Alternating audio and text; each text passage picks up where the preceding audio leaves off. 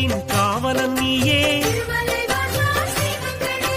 ஞானத்தை அளந்த நாயகன் நீயே, நாடிய செல்வம் தருபவன் நீயே, கோல எழிலை கொண்டவன் நீயே,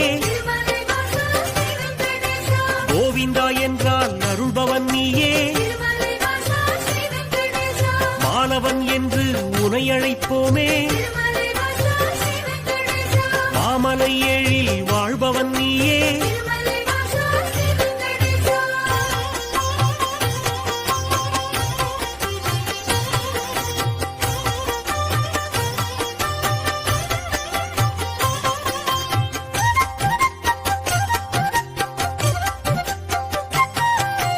கோமல கண்ணா கோவிந்தராஜா,